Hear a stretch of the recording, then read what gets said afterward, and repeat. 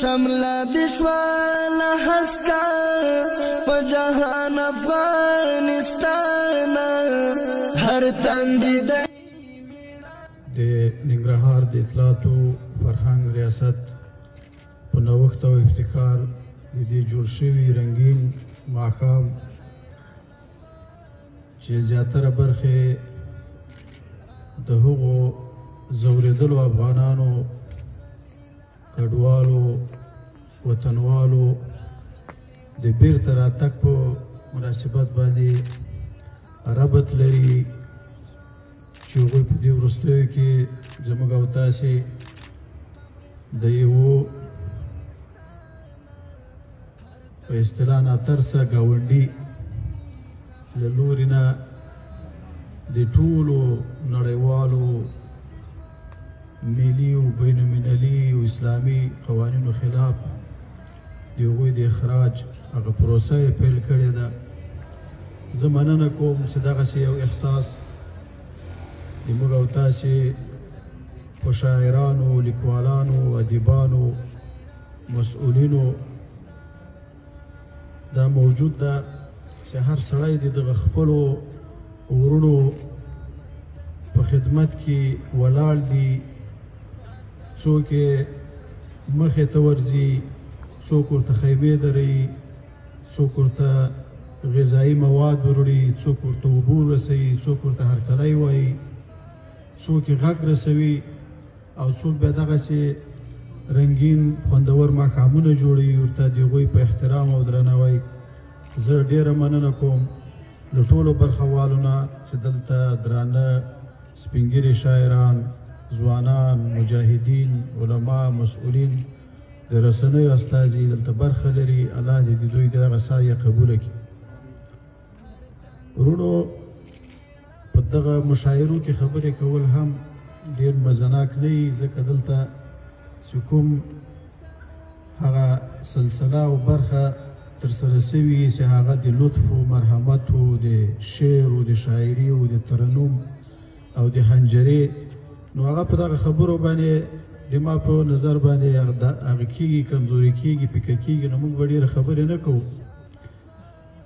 صرف دغه خپلو ورونو شاعرانو ته دا وایم چې د تاسې دغه احساس او دغه بیداري چې دا له خپل ولس دین مقدساتو سره لري، دا ډېر د ستاینې وړ دی. ورونو، نننۍ فضا چې په افغانستان کې راغلې ده، دا تاسې باور وکړئ چې دا په دې خاطر باندې نه وه راغلې، نه چا شروع کړې چې دلته به په اصطلاح زه به راځم، دلته به معاینیت ته به رسېږم، وزارت ته به رسېږم، ریاست ته به رسېږم. تاسې باور وکړئ چې خاص د دغه ولس د حریت او د ازادۍ د دوی د عفت او عصمت درد او هغه احساس له هغوی سره وو او دی. زه په ډېر معذرت سره دلته د موږ او تاسې طنزیه شاعر چې وو، خو داسې نه وایم چې هغوی به شعوري دا خبره کوي یا به یې کړې وي. هغو ته زه دا وایم چې موږ او تاسې باید د خپل ولس په زخمونو باندې مرهمونه کېږدو او مالګې پرې ونه دوړوو. دغه یو مرحله د اطمینان او د سکون او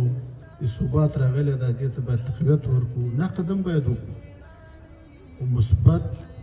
او واقعیت بینانه یې باید وکړو. زه له دې نظر سره اتفاق لرم چې افغانستان یوازې د یوه قشر، د یوه سند، د یوې طبقې نه ده.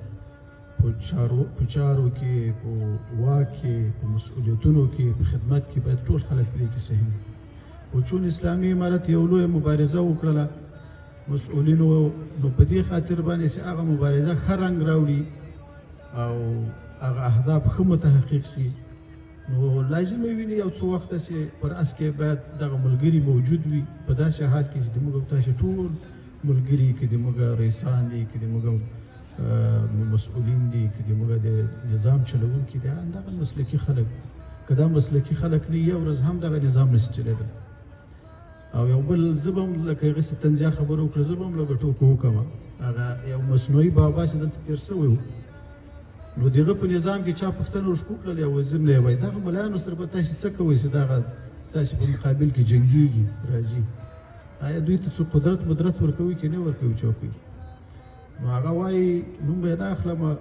وزیر و هغه وایي چې یاره چې زه فکر کوم چې دا ډېر بېسواده خلک دي چې هغوی دلته راځي دلته فکر نه کوم چې داسې کوم ځای به خالي وي چې هغوی ته ورکړل شي او یو ځای شته دغه جوماتونه وایي چې دي دا جوماتونه وایي هغو کې به ممکن دوی ته به د جوماتو امامتونه او مؤذنتونه دا به ورکړو بیا وایي هغه هم نه کېږي ځکه وایي دوی داسې مسلکي هغه نه دي ایلي جامعې وایي نه دي ایلي او مسلکي پوهنتونونه یې نه دي ایلي هغوی اسناد هم وایي نه لري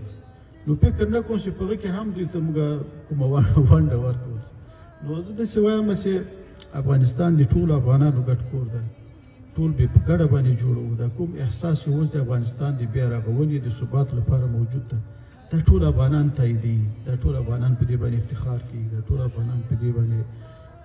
من غوښې اخلي نو دغه روحیه ته به موږ او تاسې کار کوو او د موږ او تاسې دغه شعرونه او اسلامي امارت نه په چا هغه کې بندېدو کوم فکر لري چې ولې شعر ویلی دا خو د شعر و شاعري یوه جذبه ده هغه ممکن طنزیه شاعر د موږ